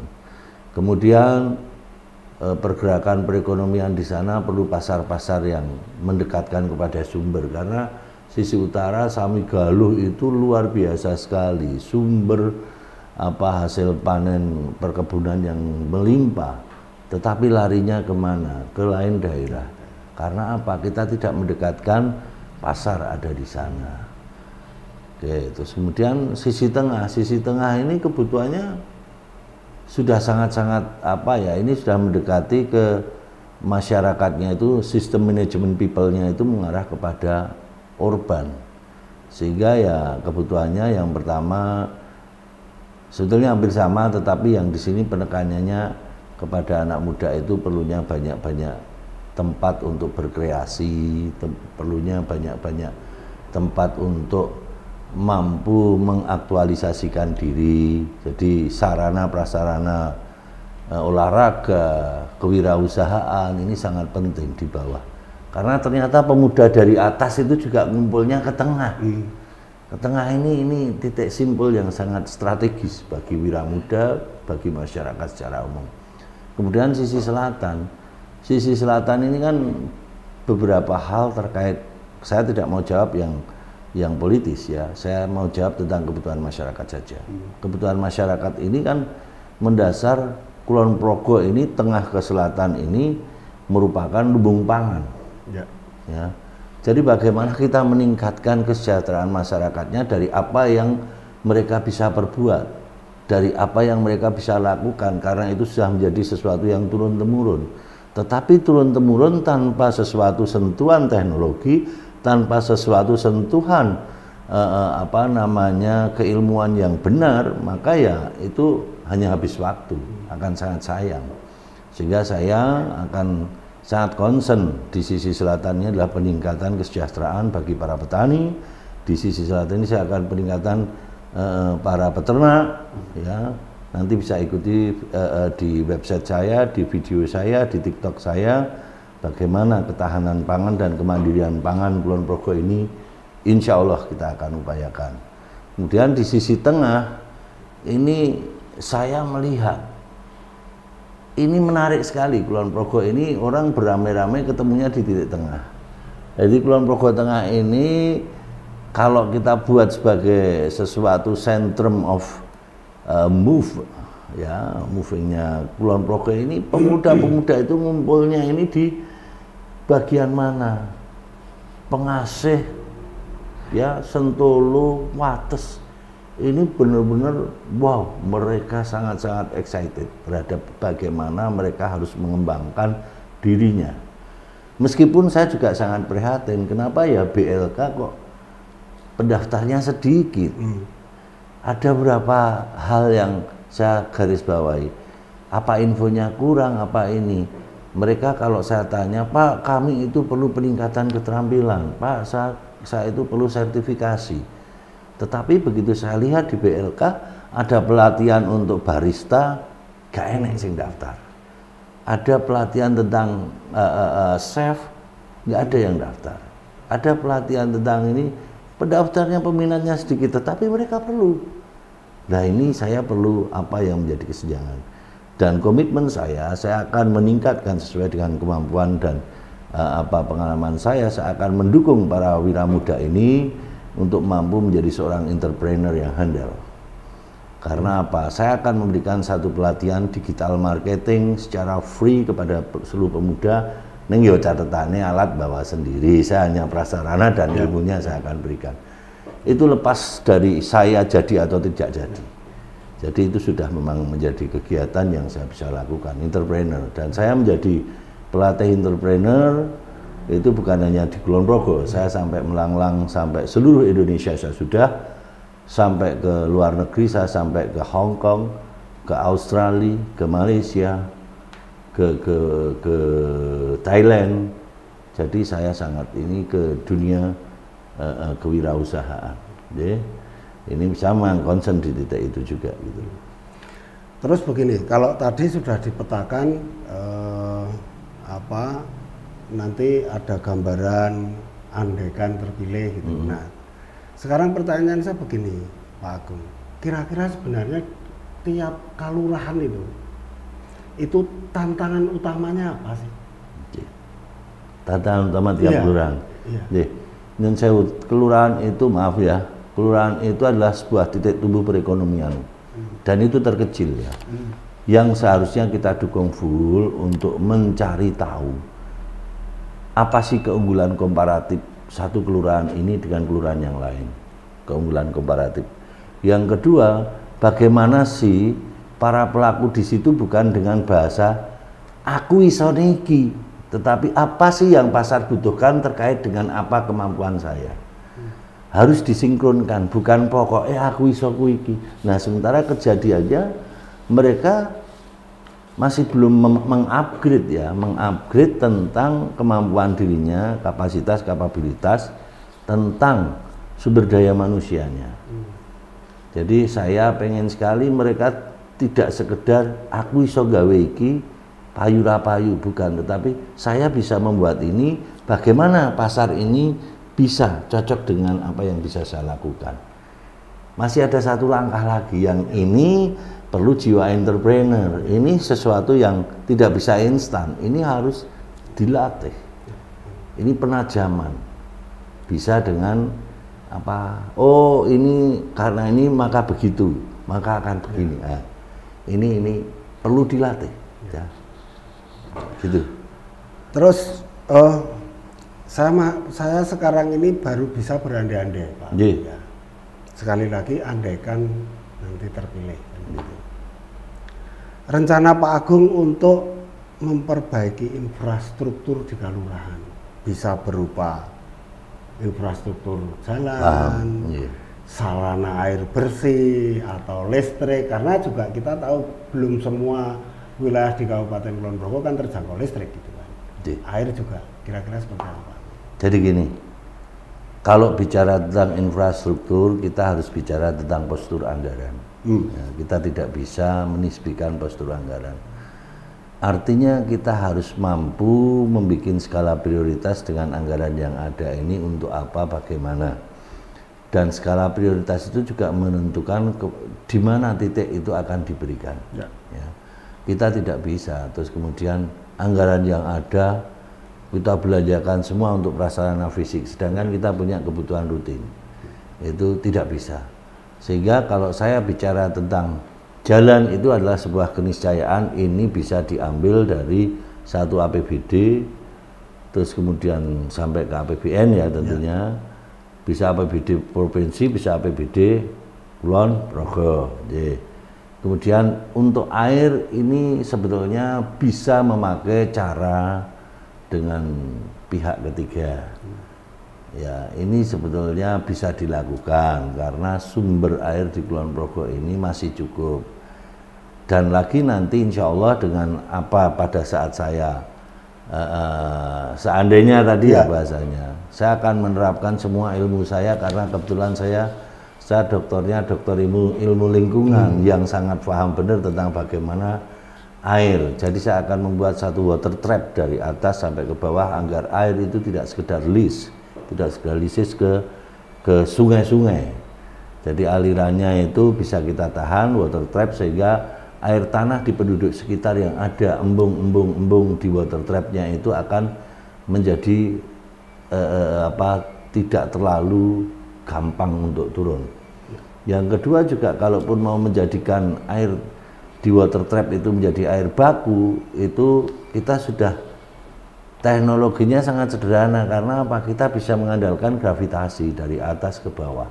Dan kita bisa lakukan treatment sampai ke posisi bawah yang memerlukan jumlah air paling banyak, itu sudah dalam kondisi siap pakai. Itu untuk air bisa. Kemudian listrik itu sebuah, ya maaf ngomong ya, kita kalau bicara tentang listrik kan kita ya adanya listriknya PLN, meskipun kita juga harusnya mengacu kepada green energy yang sudah tidak lagi pakai energi fosil ya. Maaf, saya memakai off grid system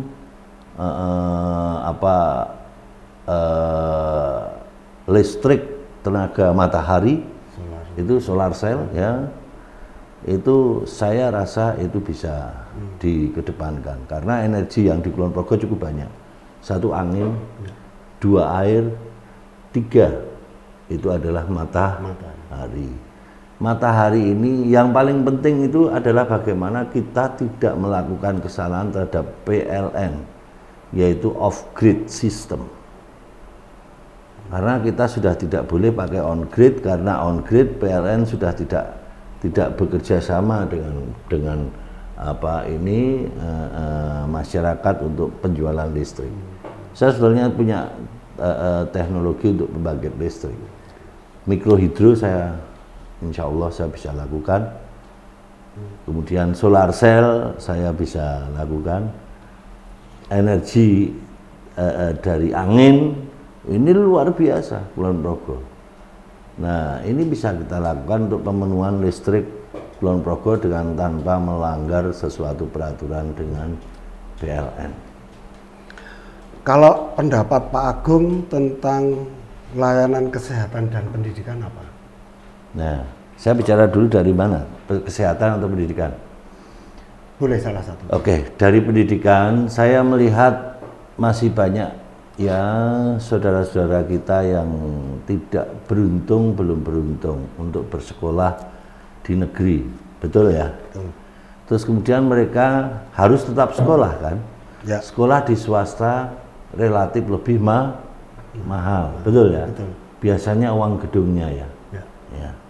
Saya visi misi di dunia pendidikan saya sampaikan ini menjadi penting karena pembangunan itu sangat berpulang kepada sumber daya manusianya. Pembangunan itu tidak hanya sekedar materialnya, tetapi adalah bagaimana mensnya, tenaganya. Nah, saya sampaikan visi misi semua calon baik, semua calon menulis. Ya, kita sepakat ya, semua calonnya pinter, semua ini.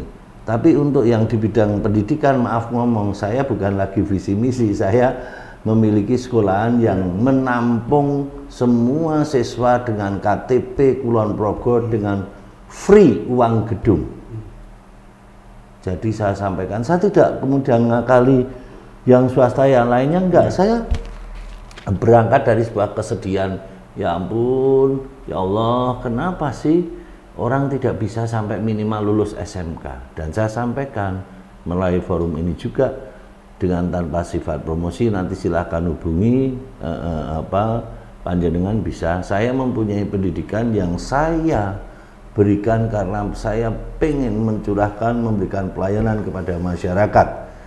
Dan ingat, saya hanya SPP untuk kegiatan mereka, seragam ya untuk dipakai sendiri kan tentunya. Tapi uang gedung, uang kegiatan yang sifatnya di tempat itu free semuanya. Yaitu dari pendidikan, karena saya pengen pendidikan di Kulon Progo ini minimal SMK, syukur sampai nanti bisa sarjana-sarjana. Itu yang pertama. Yang kedua, di pendidikan juga saya perlu sampaikan, kenapa sih tenaga kerja Kulon Progo ini belum terlalu laris bahasanya, karena mereka itu lulus saja baru lulus ya, tapi belum tersertifikasi. Karena mereka juga belum mempunyai keahlian, skill. Jadi perlu ditingkatkan. Tolong kalau ada pelatihan ini diikuti. Tolong kalau ada akreditasi, sertifikasi ini diikuti. Karena dunia usaha sekarang sudah mengacu perlunya adanya standarisasi tentang skill dan akreditasi dari cakupan kemampuannya. Ini dari pendidikan tentunya. Kemudian saya akan berencana menguatkan kembali kerjasama dengan pendidikan tinggi, sekolah tinggi yang ada di seputaran Kulon Progo Utamanya Jogja itu kan gudangnya ilmu. Dan saya sangat-sangat kenal dengan beberapa rektor yang ada. Saya sangat kenal dengan teman-teman ini kan banyak di angkatan saya. Jadi kalau saya minta, Mbok, tolong deh pelatihan di tempat saya dikuatkan. Ini masih sangat-sangat memungkinkan.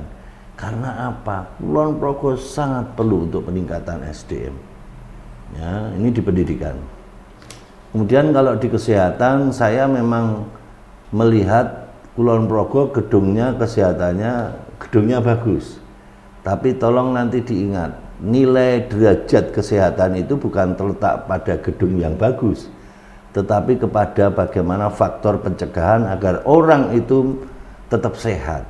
Bukan pada gedung yang bagus, layanan yang bagus, itu syukur. Tetapi kalau rumah sakitnya masih sangat penuh orang, itu berarti derajat kesehatan kita rendah.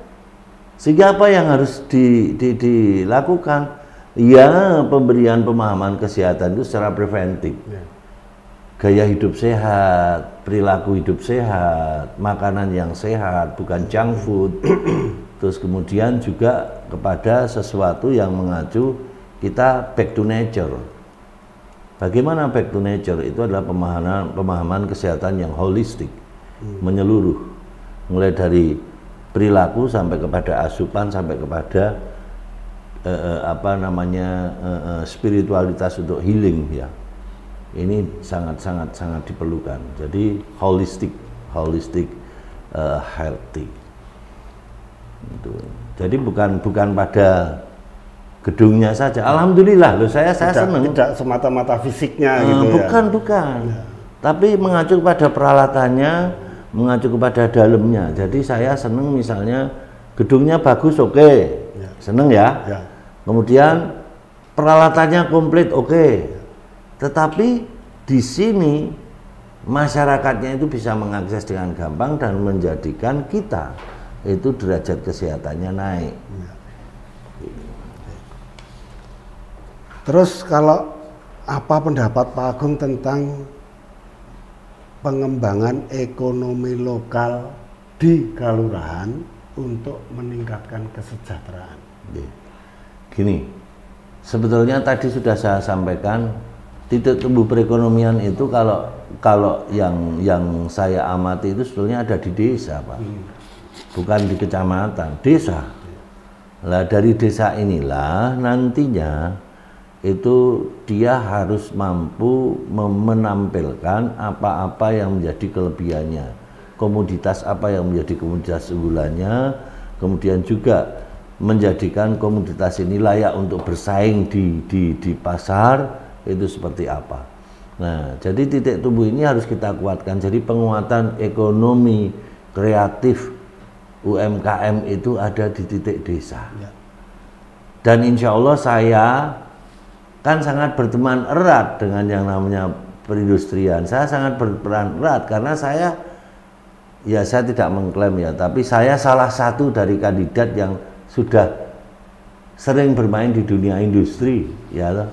Nanti tolong disampaikan saya permintaan maaf saya, tetapi di dunia industri kan saya nyun sewu ya, mulai dari saya kecil sebagai seorang pengusaha, saya bergelut di industri, mulai dari UMKM, mulai dari kerajinan. Nanti bisa dilihat di video saya, ada 7 orang yang saya bawa ke Bali itu dari Kulon Progo untuk bisa menembus pasar ekspor. Dan salah satunya itu ada dari 7 itu ada 4 menjadi pengusaha kuat di sektor industri kreatif, kerajinan dan UMKM. Kemudian yang 1 gagal pindah ke Kalimantan, yang 2 biasa-biasa saja mengakses pasar lokal. Ya, ini bukti bahasanya saya sangat mengamati pertumbuhan titik tumbuh perekonomian di tingkat desa-desa yang ada di seluruh Kulon Progo. Ini luar biasa loh. UMKM Kulon Progo itu luar biasa. Andaikan Pak Agung terpilih, pasti akan mengambil sebuah kebijakan policy. Itu sudah otomatis. Nah, bagaimana cara Pak Agung itu nanti melibatkan masyarakat dalam pengambilan kebijakan? Jadi karena saya itu bergaulnya dengan masyarakat. Masyarakat itu adalah bagian dari setiap langkah yang harus kita ambil. Aspirasi itu dari masyarakat. Saya akan melibatkan, misalnya saya akan mengambil keputusan tentang pedagang kaki lima, maka saya akan mencoba menggali dari suara batin mereka. Ya, saya akan adakan katakanlah berapa kali pertemuan, misalnya contoh kita makan malam bersama atau kita cafe morning untuk meminta pendapat mereka, dan saya akan mengkaji ini dari sisi tata aturannya seperti apa, terus kemudian langkah kedepannya seperti apa. Ini kita sorongkan agar langkah ke depan yang sebetulnya semuanya baik, tetapi belum tentu ini dipandang baik oleh mereka kan, sehingga saya akan memberikan ruang diskusi kepada mereka. Saya menuju ke sana, ini baik, betul, sepakat? Ya. Tapi ini boleh tidak saya lakukan sekarang, atau ini saya bertahap bagaimana? Saya akan diskusi. Sesuatu tidak bisa frontal kalau kita bicara tentang masyarakat. Ya, itu dari saya.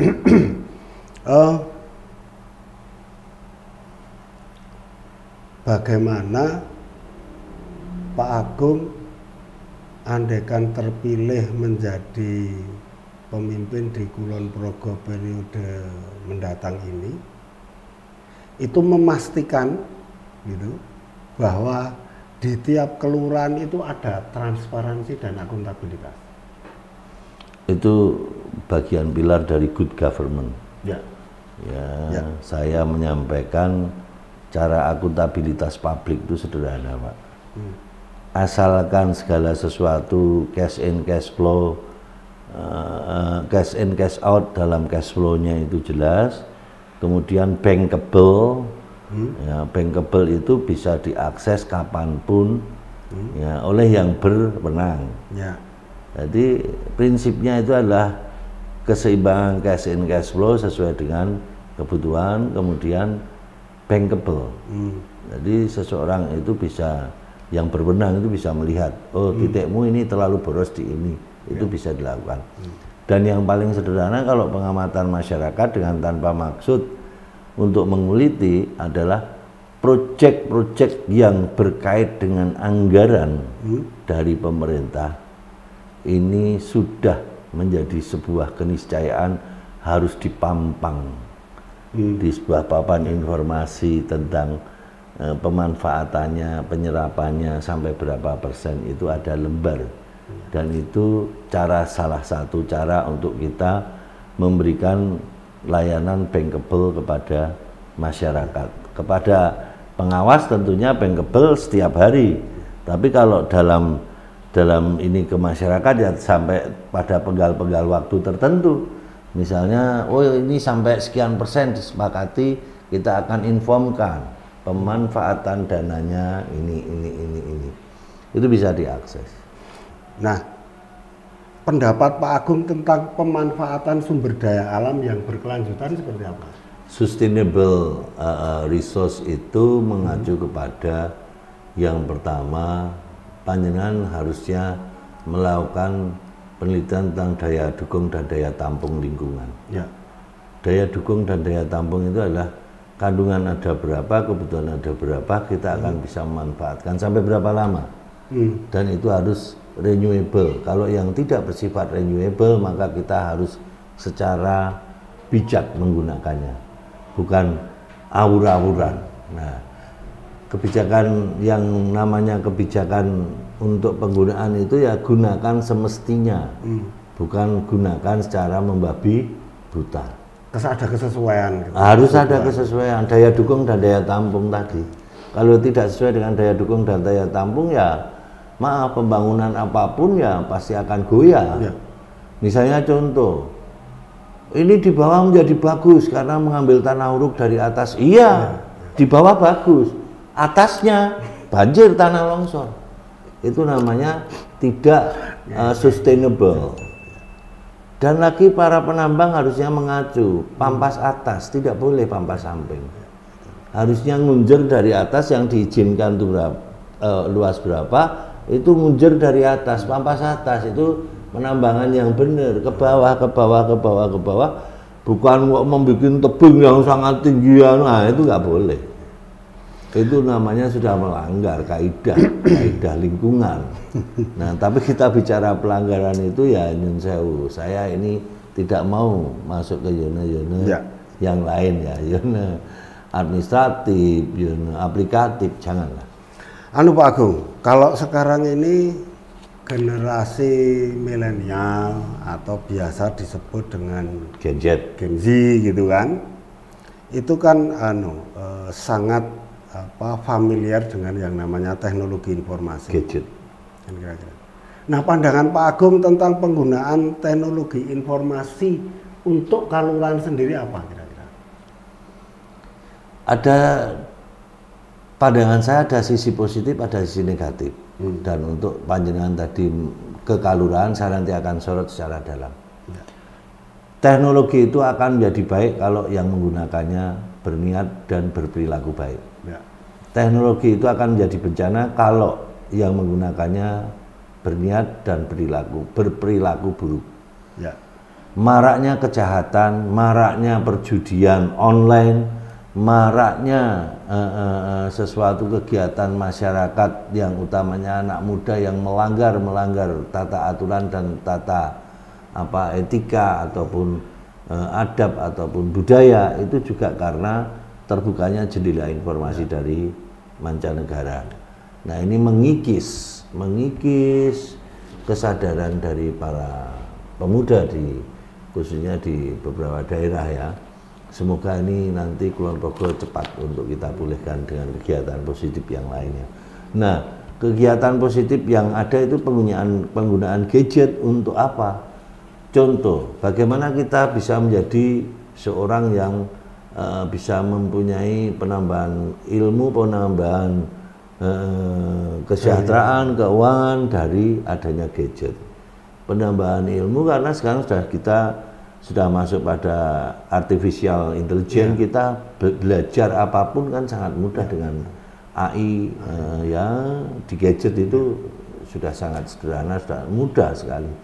Kemudian kalau kita bicara tentang bagaimana pemanfaatannya, ya contoh seperti ini kan memberikan informasi yang seimbang, yang bagus kepada masyarakat, yang dimana masyarakat mungkin tidak akan kenal siapa kontestannya kalau tanpa informasi seperti ini gitu.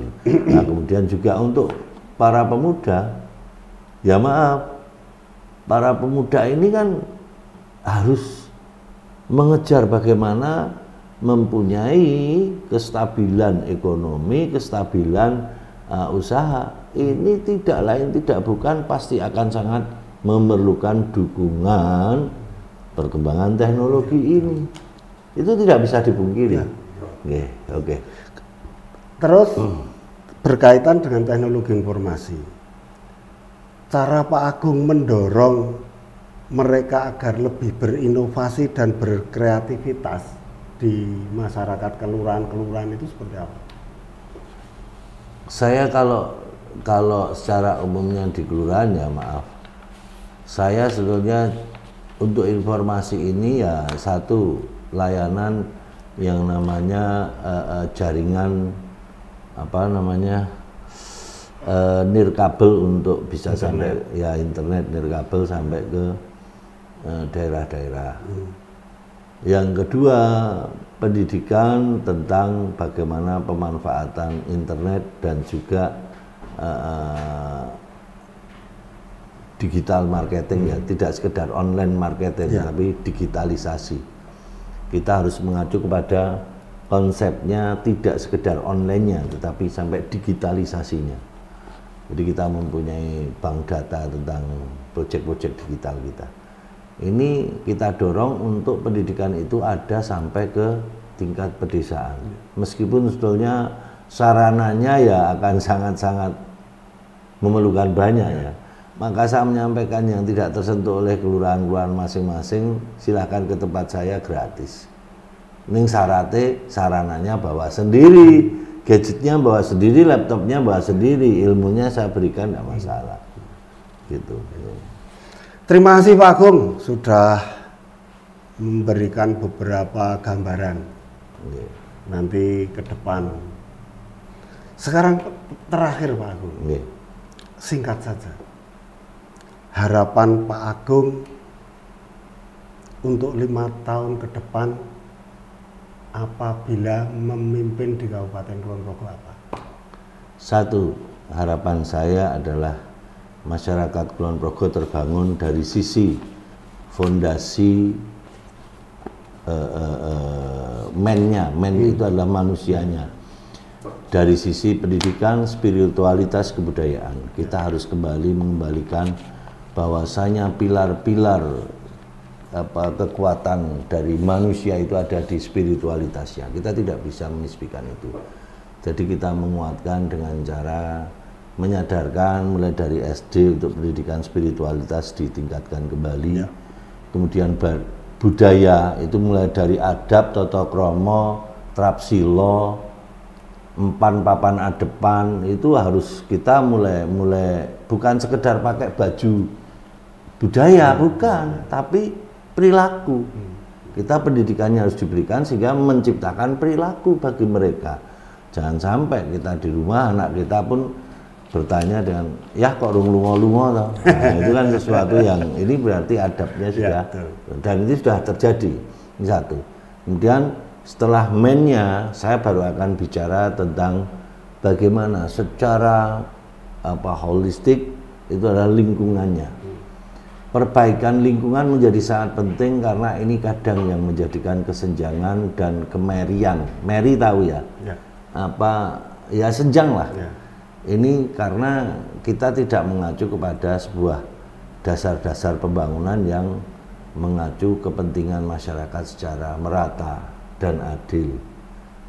Adil itu belum tentu merata, tetapi merata itu juga tidak bisa dikatakan adil. Sesuai dengan kebutuhannya. Proporsional. Ya. Yang ketiga, menekankan kepada titik-titik tumbuh pembangunan dan pertumbuhan perekonomian. Tentunya ini tidak jauh-jauh dari desa.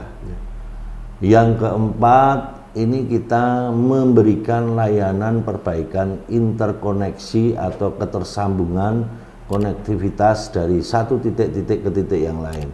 Perlu diingat, infrastruktur di Kulon Progo ini masih belum cukup untuk dikatakan baik. Karena apa? Contoh, lokasi-lokasi wisata kita itu menjadi mahal karena infrastrukturnya tidak memberikan satu jaminan semua mobil bisa sampai ke sana. Mengenai infrastrukturnya sudah baik, OPD sudah menjalankan dengan baik, ya diingat itu. Tetapi kenyataannya lebar jalannya itu tidak bisa diakses sampai kepada lokasi, sehingga biaya untuk pariwisata setempat menjadi mahal.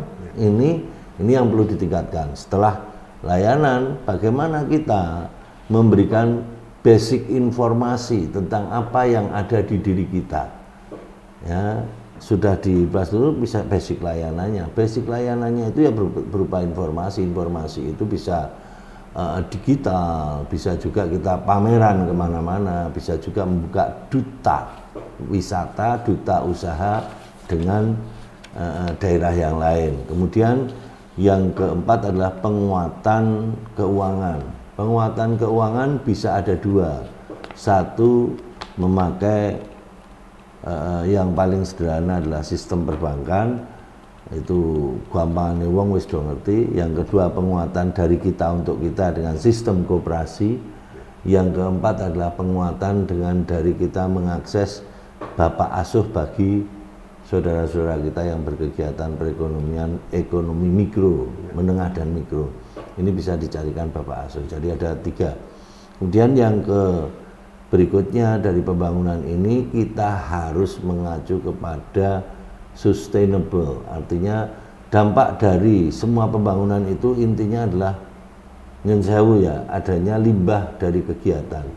Kita harus sustain, mampu mengelola secara baik, bijaksana tentang limbah-limbah kegiatan manusianya, limbah pembangunan, limbah kegiatan sehari-hari.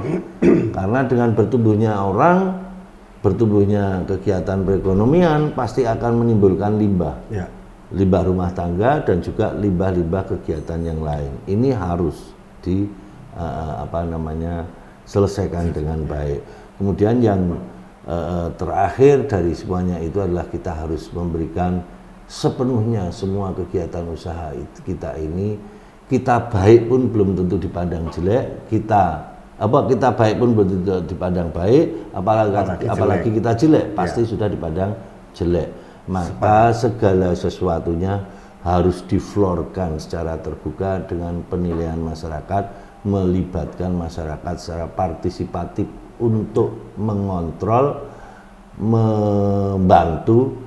Karena partisipatif itu bukan semata-mata pengen ngelek-elek ataupun pengen mengoreksi terus, enggak loh ya. Kadang saya melihat partisipatif masyarakat itu ini sebagai sesuatu yang kontrol dan feedback ide. Saya seneng, jadi saya terinspirasi dengan wah ternyata tingkat RT kesejahteraannya kurang, TT besok kerja bakti itu mereka ujung tombok Pak. Nah ini saya perhatikan dari titik itu menarik Pak. Ini saya harus partisipatif. Jadi di pembangunan itu titik terakhirnya itu adalah bagaimana menggiatkan partisipasi masyarakat. Jadi ini sudah dilakukan, terakhirnya itu ya partisipatif. Untuk kembali lagi ke satu, partisipatif lagi. Partisipatif bukan sekedar koreksi, mencela, mencacat, enggak, tetapi juga kadang ini loh Pak, sederhana solusinya. Oh iya ya. Nah, itu menurut saya setiap pembangunan harus mau seperti itu kalau mau sustain ya. Baik. Oke, Pak Agung, terima kasih sudah bincang-bincang cukup lama.